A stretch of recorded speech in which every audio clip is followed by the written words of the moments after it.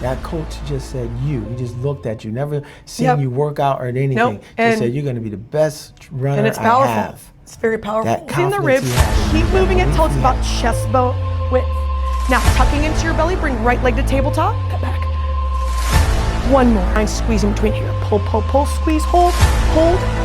Slowly let the arms come with no snare. No circle. Yeah, My you'll be family. in the circle. So your members are your family. They're my family. That's how you do it. Well, here we are today. This is our second episode of the Workout Minister podcast. And today we have a guest. And the guest is a woman who I've watched for a few weeks, who I've seen.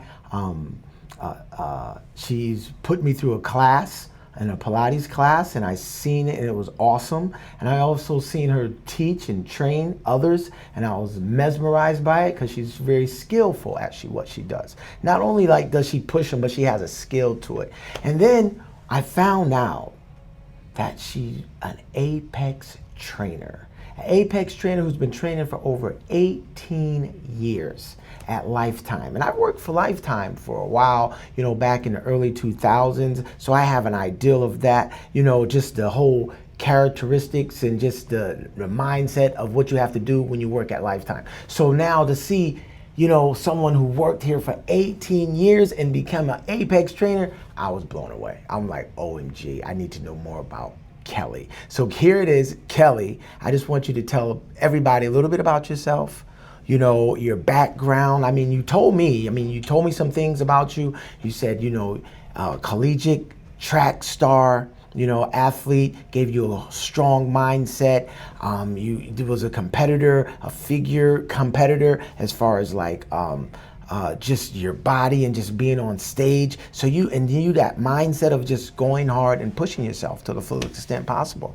And you really want to help people and you want to make people go to another level. And all that resonated with me.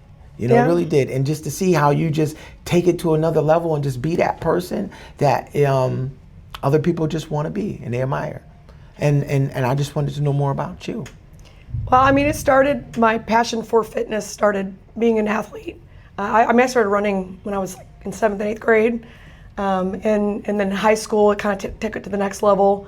I was actually just going to do track because I like the shorter distances, and my coach saw me out doing the mile during gym class, and he's like, "You're doing cross country," and so I started doing cross country then, and I was a freshman, and for me, it inspired me to kind of come in not knowing what I was doing and just see all the work the girls put in. And then we had a really tough coach.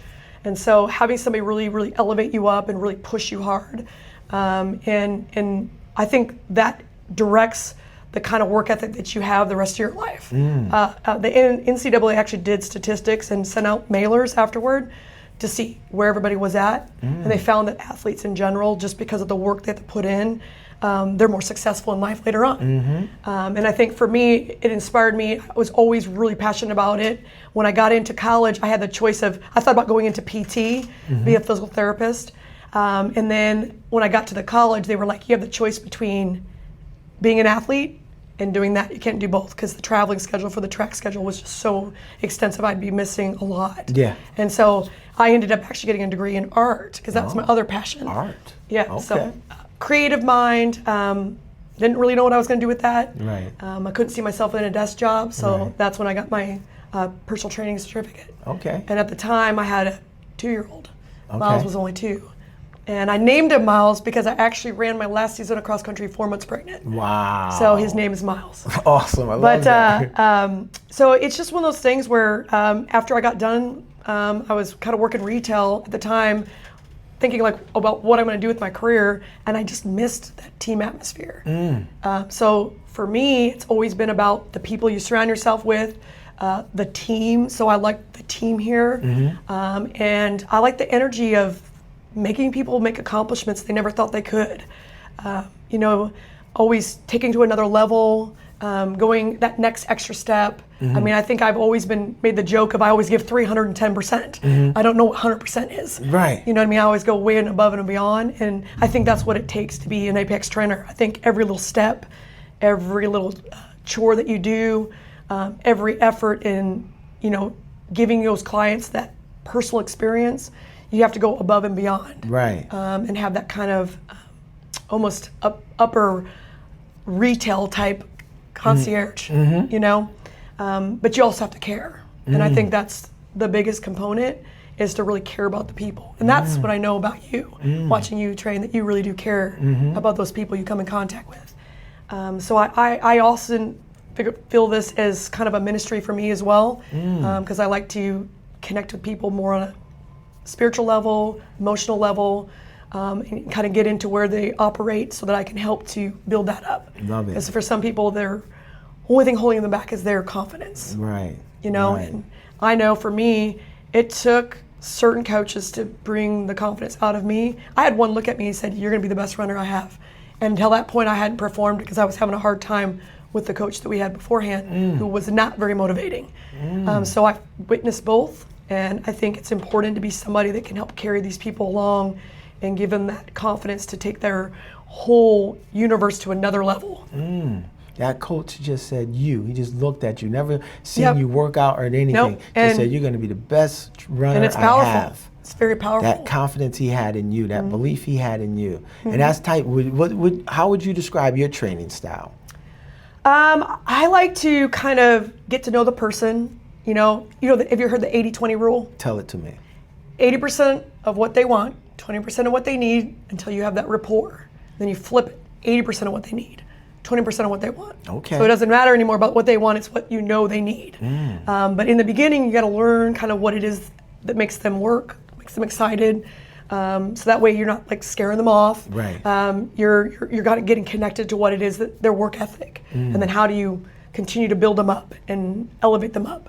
I mean, I have clients I've trained probably the whole time I've been here. Wow. And they're like in a totally different place. When we first started, it was like just trying to get them in was hard. Right. Now it's like they're obsessed and they come every day, you Wow. know? So it's Yeah. like trying to change their perspective, because not everybody loves working out. Right. Right. But a lot of people love to learn and be more educated. Right. And understand what they're doing. So I think I like to put a lot of that education in there, so that the ideal scenario is your clients stay with you forever, but that's not the case. Right. I actually find it awesome if I can teach them enough that they could go and do this on their own, and they become a whole different person. You know, I love that. So I like, that's like a whole nother thing that I strive for, is that they have the education, the confidence, and the ability that if they ran free, they could do some good workouts on their own. I think that's a good point. That's one of the things that drew me to Lifetime when I read the mission. And the mission, you know, one of the key things was about entertaining, but it also had that key word, educating, and how you should educate your members that we serve. Just don't train them, but really educate them so they can go on and move forward and do other and bigger things. And I think that's very important. So that's kind of what you pinpointed right there. So that's awesome. So your training style is really about just caring, just educating, and just really like giving them that respect, that 80-20 rule. That's really good. So that's awesome. And what happens when you have how do you go when you have a difficult client? Somebody who's challenging, that you can't really get to service. What do you do? I mean, I've come across different personalities for sure. I wouldn't call them difficult. I would say a lot of people struggle with different things that are different than what I struggle with. And kind of trying to find where it all comes from, get to know them better. You know, I've had clients in the past where, you know, they struggle with getting results or adhering to the plan. And so a lot of times I've taken the approach of meeting them where they're at and just slowly holding their hand to give them the confidence to kind of go to that next level. I got one particular client that we're really good friends now. He doesn't really have a lot of people. His kids live far away, and he's, you know, single. So we communicate a lot by text. And so he's having one of those bad days. We make a joke about how he sends me like a book text message. Wow. And I read everything. I always go over it. I try to see where he's coming from. So when he comes in, I really think about the workouts that we go. Does it fit where he's at right now? Yeah. Because I think that's important. I always want to go at it hard, but not every time are they in that readiness position to go at it full hard. And you know, this is a marathon, not a sprint. Yeah. You know, a majority of people, their weight loss goals are going to take years. It's not something that happens in my opinion, in 12 weeks. You know what I mean? Like some of these goals. So, you know, just continuing to find ways to help them work through it, you know, outside of the gym and inside the gym. So, connecting them to community, spirituality, whatever it is that's going to help give them something to uplift them. You're very experienced, because I call that therapeutic fitness. Yes. So that's what I call. That. What I try to do is I use fitness to work things out of people, really find out, because everybody has a good nature and they really want to be good at what they're doing, and they really want to exceed. But sometimes you have to work through certain things, so you got to work it out of them slowly. You got to sort of peel onions, I call it. And what you're talking about is all therapy. Yeah. And that's what you're doing. A lot of it, when you said you read the whole text, and sometimes you don't want to push too much, you got to be slow on your approach, all that is therapeutic. So that's good you do that. I love that. Well, I think that comes to part of what makes retention a big deal, because just being a tough trainer doesn't necessarily mean that you keep the clients. And I think in the beginning, we all make the mistake when we first get these tools, and they're almost like a weapon, We come out there and we attack, and oh yeah, you're real sore, good, whatever it is. But when it comes down to it, when they walk away and they feel better than they ever have, that's what's going to keep them more. Yeah. You know what I mean? That's what's going to keep them coming. They feel better than they ever have every time they walk out of this building. They come in maybe feeling some, weight on their shoulders. Maybe their body's not really where they want to, but if I can make them walk out of it feeling so much better, they'll keep coming back. Yeah. So that's part of it. How you find do the it. balance. Yeah. You want them to be sore, you want them to get the good results, but you also want to be able to make them driving for more, wanting more. So tell me something. 18-year veteran. What do you do? How do you, because now you're a giver, you give. Now how do you retain or receive and get that energy to go back out and give again? Sometimes it's kind of challenging for a lot of trainers. They give so much, they apply so much, they do so much. They're training people, but nobody's training them. Or they never have any time to really be like, you know what, I need to reset. I need to really have somebody put something in me. Some trainers never have anybody, that's why they burn out. So, you've never burned out. So what is that reset? What is that plug? That's what I call it. People need a plug. You need to sometimes sit down and plug in to be re-energized again. What's that for you? I think for me, at least once a year, maybe even twice a year, I have a girlfriend. She's also a personal trainer that I met through an organization when I got Titleist Performance Institute certified, so I can work with golfers. I have level 1, 2, and 3.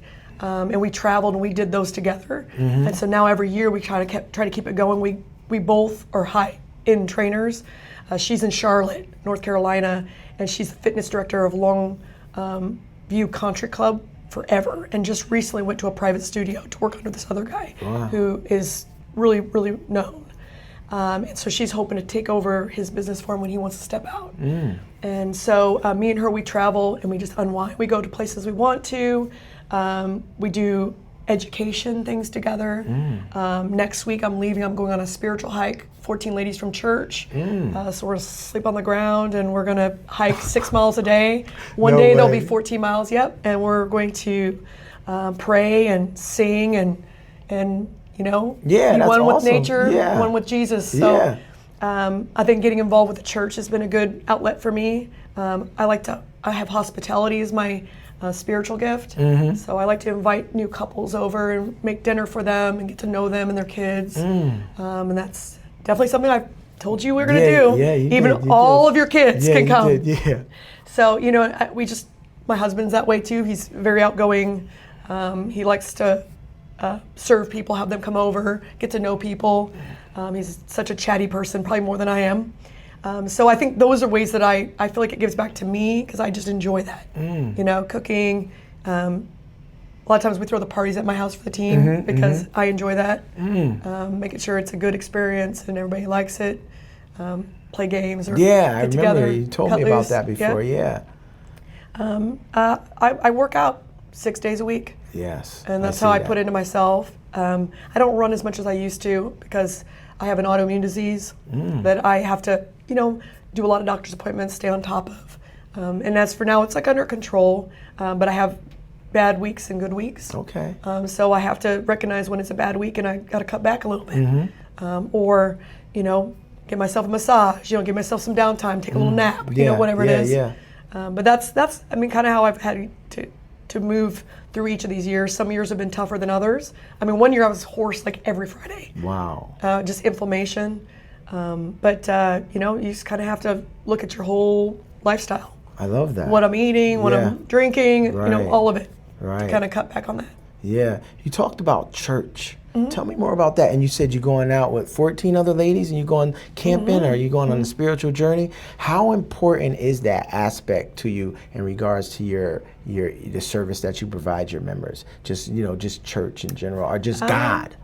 Or just I grew up, my mother and my grandma were very, very, very spiritual. I grew up in the Catholic Church. So we went to church every Sunday, every event. My grandma, she just was kind of like one of my, I guess you would call it somebody that I looked up to. I wouldn't say my mom wasn't, but my grandma, she was just a really amazing lady. Right. And so I looked up to her and she was always very spiritual. So I just always was really connected to the church. And when I moved to Texas, my son played golf at a really high level. We traveled all over the world for his golf. No way. And every weekend we were gone. So I never really kind of got connected to a church until after he basically graduated and went off to college. And we were empty nesters at a young age. So then it was kind of like my time. So that's what I wanted. The first thing I wanted to get connected to a church. And a friend of mine, who's a client of mine as well, she invited me to this women's retreat at this church. And it was literally the lady that's in charge of the women's worship.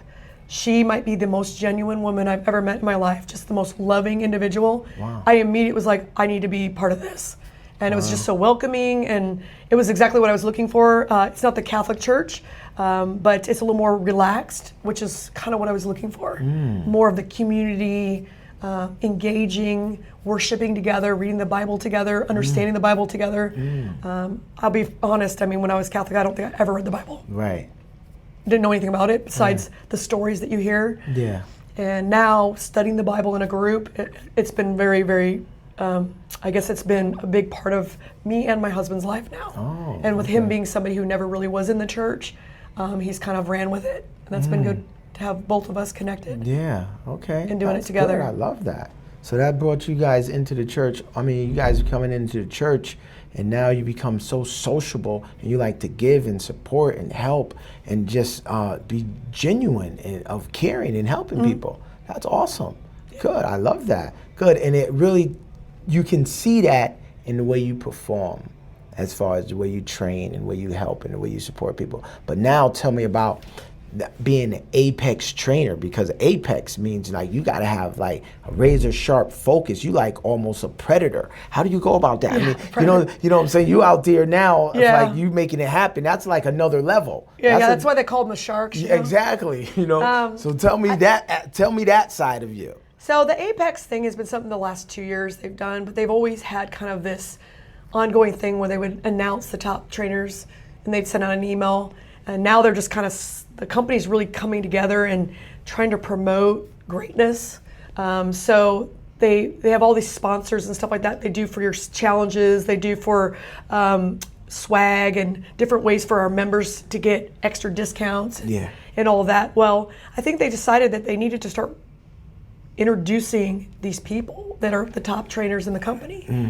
And it's been the last 2 years that they've started the whole Apex Trainer brand. And they were starting to rebrand as COVID hit and coming back, and we started DPT, Dynamic Personal Training, versus just personal training, to set ourselves apart from just any personal trainer. And now the Apex Trainer is that kind of that person that's at that top level that sells a certain amount of revenue, that basically is a small percentage of what you see a personal trainer make, you know, in this area, in this, you know, even in the country. So the point of the Apex Trainer is to set those trainers that set apart, that do those little things year in and year out, and they're at the top of the whole company. And so then they send you a box of swag, and they kind of recognize you on the calls. And I think the biggest thing for me was really, really looking at, they did the first year, how many people it was the next year. Because, I mean, the first year, I think there was only maybe 100 of them that reached that level. This year there was hundreds Wow. of people that were over 200,000, and they divided them up in sections, and there were people that did 250,000, and there was like maybe one or two that were right at that almost 300,000 mark. Wow. So once you start making it public and you put people like us, trainers who like to be competitive, Yeah. that like that kind of atmosphere, set a bar, we like to work up to that bar. Yeah. I think my personality is that way. It's not that I need to be number one. I Yeah. just strive to be better every year. Yeah. And so when you start putting numbers out there, I'm going to say, well, I need to do this now. Yeah. So I don't think there's been 1 year at Lifetime that I haven't made more money. And it's not because I'm striving to make more money. It's just because when you help people and you build a relationship in a family, a Lifetime family, it grows. Okay. 'Cause people want to be a part of it. Love that. So I think over time, if you keep doing this the way that you do it and you love it, you just keep growing your family. Yes. And you I find a agree way with that how you stay connected to everybody. So, working with the small groups and the Pilates has helped me take one-on-one clients who can't maybe stay at that level of spending, but need that same commitment. I can get them, still in my bucket, in my friendship circle. I love the My family. friendship circle. Yeah, My you'll be family. in the circle. So your members are your family. They're my family. That's how you do it. All right. So yeah. So that's what I'm getting at now. Like your secret. What is like your strategy? Your secret. What technique do you use to get to that level? Because you said you made money every year, more money. You become an apex trainer. You started off as a dynamic personal trainer, which sort of try to set them apart from just a regular average trainer at gyms. Dynamic personal trainer, totally. I love that, right? And I don't know if everybody even resonates with that title. Not as much as you know what I mean. Some others do. Yeah. I think when they use that word dynamic, that's like I tell trainers. I'm just gonna tell you. I know this is. I'm talking about you right now, but I just want to, when I came to Lifetime before, they didn't have uniforms like this. No, not at all. And then you put on this uniform. It's sort of like you become a superhero. You are. You're a superhero now. You got to go out there and rescue people. That's what you want to. You want to rescue and help and support. You want to save everybody. They need you. Yeah, that's why they're here. They don't even know they need you, but deep down they do. They need you, and you want to provide a good service to them. And that's what makes, that's where the dynamic part comes in at, because you're just not a regular personal trainer. You're there to help people, support people, encourage people, provide an awesome service to people, right? Yep. And that's what you do. And now as an apex trainer, that's on a whole nother level. So tell me, the characteristics, the personality, the mindset, what do you have to really do that? I think it comes down to, work ethic, integrity, and passion. So I think when all of my members know that I care about them, that, everything that I do, I work toward, they're trusting me, I'm trusting them, they're trusting my time, their time, they're kind of show up. It's that balance. And then I think that the passion that I have behind their results, I feel like I want them more than they do sometimes. And it's true. A lot of times I'm like, no, we got to do this. We got to get this. You know what I mean? Exactly. We can't go on vacation. We got to go. Yeah. Yeah. Yeah. And helping them walk through that, because, I've done multiple competitions myself. Most of the time it was to see if I could do it. Could I finish it out? So when I did the figure competition, I was terrified of being on stage in a bikini, and not looking the way I should look. Right. But I sort of did it as an example to myself, to push myself someplace that I had never been before, and just kind of go through the steps. Just like half marathon training or marathon training. I've done multiple ones of those, set myself really stiff goals. Could I hit those goals? And a lot of times for me, it helps me to understand people going through that process when I do it myself.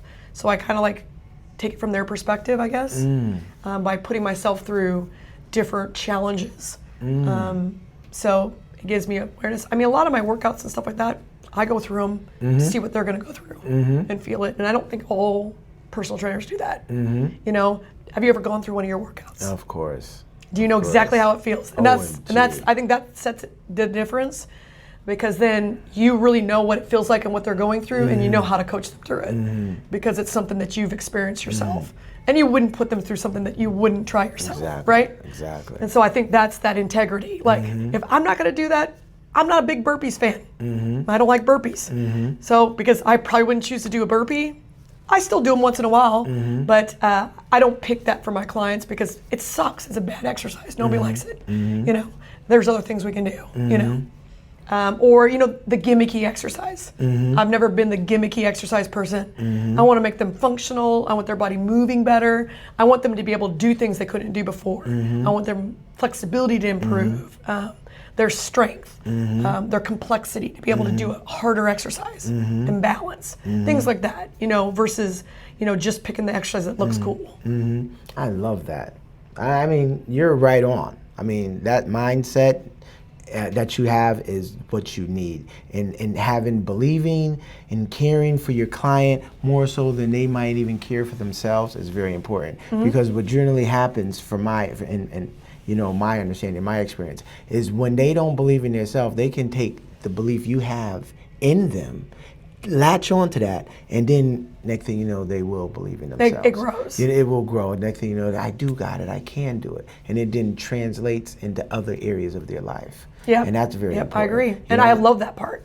that's the ultimate part right there to me. That's you know, just take like this, the moment, exactly. you know, Take you see this them process and just apply it over here in this area in your Yeah. life, and you see the change that goes on, and that's awesome. So, I really appreciate everything that you're doing and just taking the time to share with me and just tell me anything. You know, tell me everything that you told me. Your secret sauce is just integrity, hard work, and just believing in them clients and loving them clients more so than they may even love and believe in themselves. Right. That's very important, because sometimes they come to you because they're feeling down. They're feeling bad. They're feeling like, do I really have this? Is this really? It's not easy sometimes to go get a trainer. Well, and sometimes it's a weekly thing. Exactly. You probably know this. One week they're all good, and the next week, what happened? Yeah. So, you know, doing that and admitting that, you know what, I need a trainer. I need somebody to help me get me out of this position. That's a very vulnerable state. Oh, yeah. You know, and people, I say this all the time, and we mentioned like figures just then, like money and all that, but I think for me personally, that personal training isn't big business. It's serious business. It's so serious because you got the ability to take somebody's, you know, just their self-esteem, and you can raise it up, or boy, you can shoot it down. Oh, yeah. And you got that. And when you got that power in you, I'm telling you, you better treat it very lightly and very seriously, and treat it like it's a God-given gift, and I'm gonna be accountable for this one day. And if I do something wrong, you know, I'm gonna have a price to pay. That's how I do it. You know, I'm like, I'm on that. It's definitely a gift. Yeah, exactly. So you gotta treat it that way. And I see that in you, so I commend that. Well, thank you. I enjoy coming and talk to you about it. We love the energy that you bring to the floor. It's been a while since we had somebody like you on the floor. And it changes the environment, because you do definitely kick things up a notch. And like most people, I mean, we love and thrive off the energies that are around the building. So not only can we impact our clients, we can impact the rest of the trainers on the floor. Exactly, yeah. And I think it's unstoppable when you spread your gift to others. And that's that next level. So as a leader on the team, people that look up, you know, I like to take and give into them as well. Because I can only touch so many people in my day.